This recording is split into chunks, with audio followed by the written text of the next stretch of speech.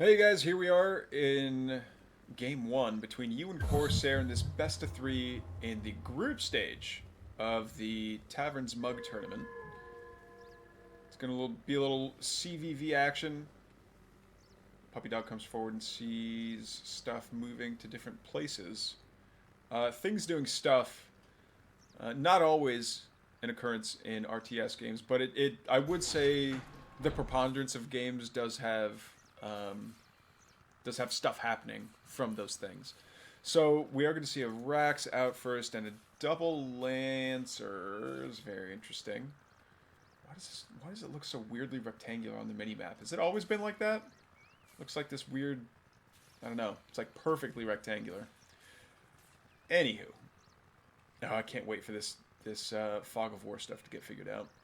That'll be molto bene, as they say here in Korea, which of course means quite convenient. Alright, so Lancer plus Doggy, are they going to be able to...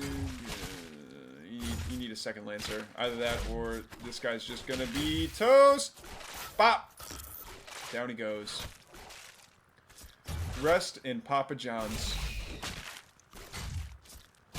Yeah, taking that triple radioactive blood debuff, these slimes, pretty brutal. Minus 25 armor per stack, and it does stack up to 5 times the radioactive blood debuff does. So if you see an opponent that's taking this, I love the reflections off this water. If you see an opponent taking the health camp, and you know they don't see you, like maybe if you're an infernal player and you have a skull, and you can like park it over the trees so that your opponent can't see that you can see them, and then you engage them after they start taking a bunch of radioactive blood debuffs, you will probably win that fight because radioactive blood sucks. It is a brutal debuff. Not that the celestial player would know. It looks like a hedgehog, a lancer, and a dog walk into a health camp. I forget the punchline, but here comes the Argent. And start chipping away at the there you go. I was gonna say you do bonus damage to the Lancer. Why not do that bonus damage to the, and this is what I'm talking about. Look 4 stacks of radioactive blood. Armor minus 125 armor. That is insane. There we go. Little Sovereign's Watch going on down there, saying back up. You are not welcome around these parts.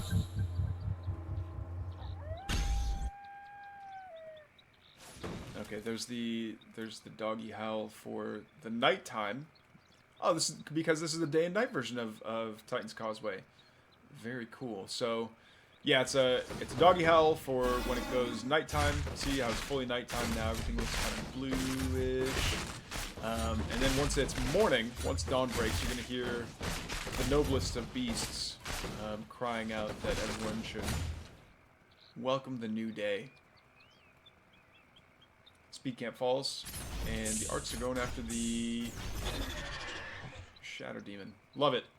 And I love seeing Celestial players starting to use Seraphim more. I used to be a big Seraphim hater, actually, because I thought that, well, they happen so late in the tech tree that you basically have, you have access to Evolution Catalyst by then, but power is such an expensive commodity for Celestial players that it's like, you know what? The fact that they do triple the damage and they take, or do they do double damage and they only take a third? I forget what the actual numbers are, how they do against creep camps, but I know that they're like specialized to take as little damage as possible but maximize their damage against creep camps. Love the activation on that dash there to catch the Lancer. All right, there we go. Nice. See, the Argents can grab the cabbage. Why do the other factions not like to grab the cabbage? I'll never understand it. Everyone in Stormgate should be a cabbage grabber. Okay, we see the Arc Fortress is finished, and we're seeing more Seraphim. Okay, no Archangels at the moment. Do we see how many? All right, just 2 prisms on the Therium, but I think that's going to be. Well, I think that's going to be enough as another one shows up. Great call, Frank. Great call. Can't slip nothing past you, right?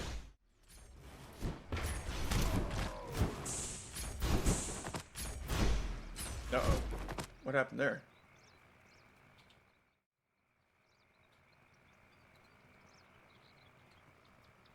Alright, I don't know what that was all about. I think my my bot might be tweaking out a little bit here. Yeah, I have no idea what that was. Ay, ay, ay. Okay, oh, that's interesting. What would cause that? Did something hit the F19 button by accident? Oh, these Seraphim are going to scout the sentry turret being built. Actually, I wouldn't hate the Seraphim aggroing the creep camps, and then the Bruiser goes over and kills the Bob. That would actually be pretty cool. But we are going to see a fight go down. These sieged up Hedgehogs are going to be doing fantastic damage against the Seraphim. There's really nothing on the low ground that'll be able to damage these Hedgehogs fast enough to prevent them from doing massive damage. Yeah, continuing to do massive damage against these Seraphim. Yeah, the Seraphim just chilled there and accepted it for a long time. That was a really long time. Are we going to see any debuffs though on these Argents? I don't think so. And yeah, it doesn't seem like the sieged up Hedgehogs did enough to scare away you from the game. There are not nearly as many Seraphim as there should be though right now. This Seraphim's gonna dash away.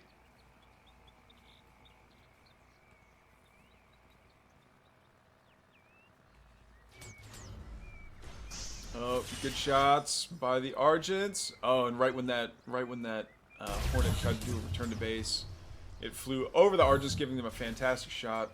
But now it's gonna get in close with the Prisms, which is just oh, that's right. They're not tagged as lightly armored anymore.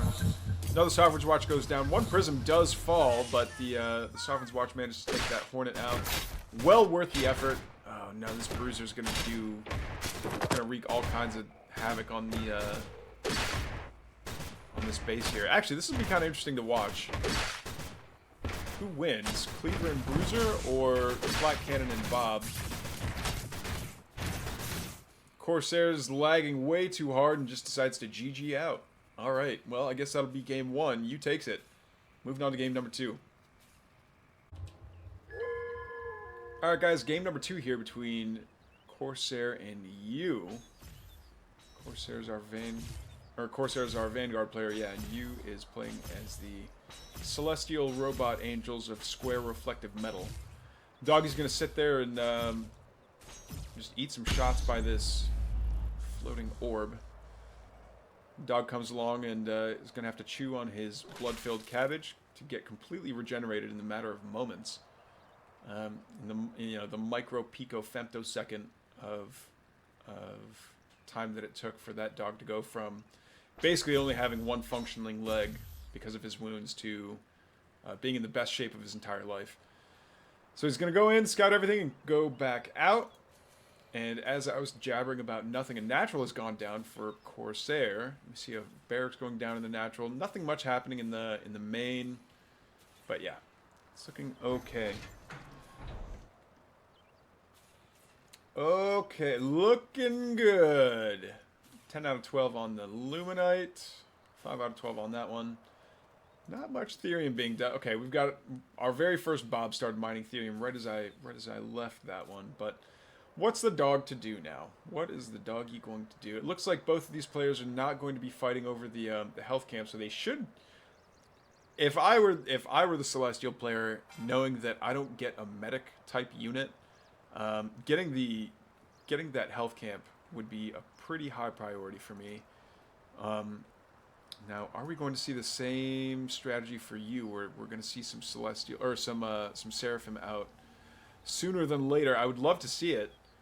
The Seraphim did a fantastic job of taking creeps last game, and this map is big enough that I think you could take quite a few creep camps and not take much damage.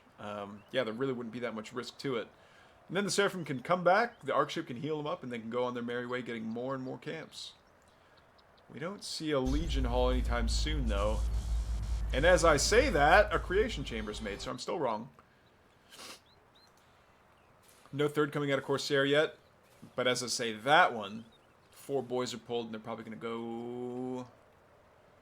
Double Therium? I don't think they would make double Therium. We can just have, yeah, we can just have Bob's mining off the Therium normally. Couple of Lancers, Lancer Cabbage.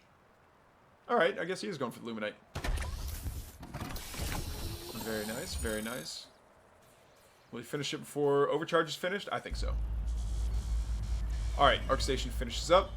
Where there's the Legion Hall, Seraphim. Where are you?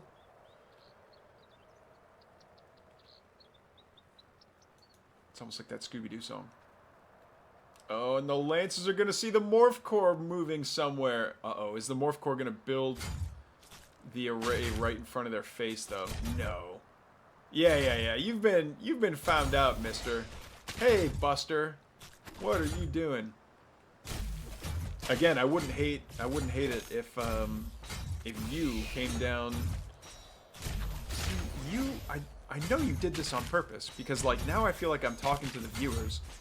I was about to say I wouldn't hate it if you came down to kill these two Lancers, but I know my viewers won't be on Furious Resolve running to go kill these two guys with gigantic knives. But because of your name, because of the name you picked, that's the reality I have to live in now, so thanks so much. Anyway, yeah, I guess the array does get thrown down, and it's just going to be Seraphim that are softening up these Lancers. And the Lancers are going to walk past all the Argents, and I guess it's just a straight-up Lancer donation there.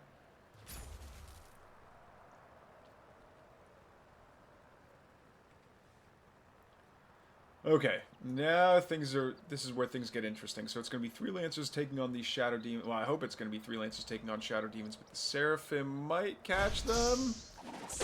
Yeah. Oh, where are they going? Where are you going with these Lancers?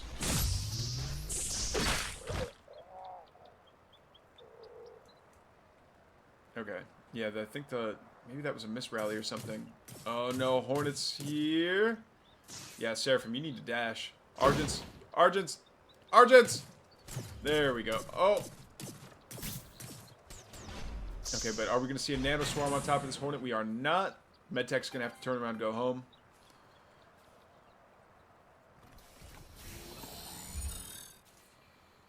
Another hangar bay going down. We don't see a solar habitat anywhere near it, though, in the BK lab. No kinetic redirection. I don't know why I don't see kinetic redirection being researched anymore. Kinetic redirection seems really good. Like, the more hits you take, the more damage you do. That seems fantastic, especially if you're going to keep on making Lancers. Like, if you save one Lancer, if you kill something with your Lancer, like, because of that increased attack speed or move speed or whatever, like, it seems like that upgrade pays for itself pretty quickly.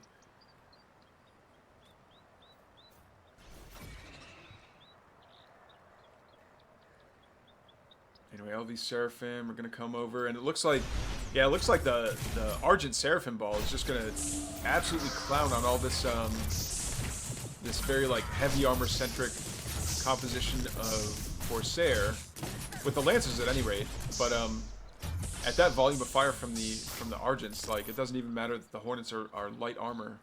There's just so much fire pouring down on them that, yeah, that'll be it.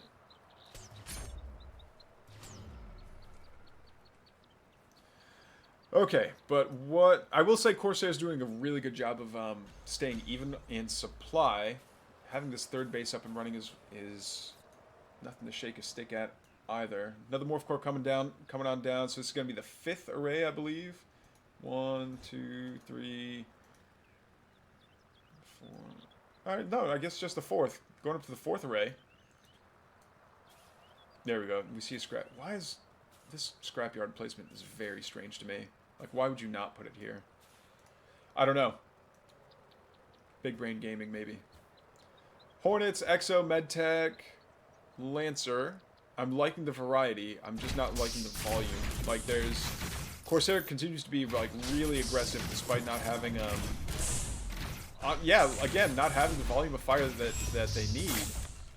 A couple more Exos go down, and the Lancers and the Exos are what needs to be preserved, honestly. The Exos going toe-to-toe against the Argents will win. I'm pretty sure, because they do anti-heavy damage, but they don't take anti-heavy damage because they're light. That and the fact that there's medtechs nearby means that they'll constantly be getting that trickle of health. A lot more sky mines go down, but sky mines costing 25 luminite apiece. That's 125 luminite worth of sky mines. That's it's not nothing. I don't know that it's worth the expense personally. Hornets coming by, and they're gonna get spooked off by the Argents. So they're gonna come back, and yeah, it's time to start sniping down some. Okay, going for the power banks isn't bad.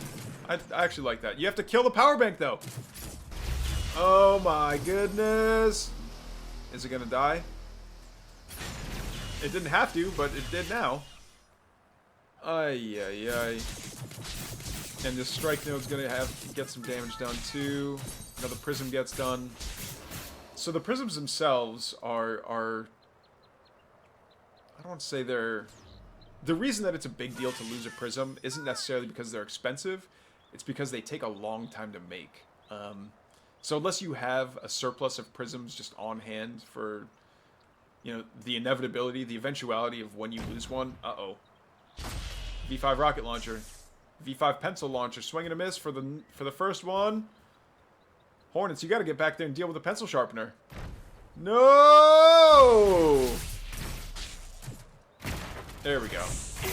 Only gets one good shot off. So many Argents. The Argent Seraphim Fiesta.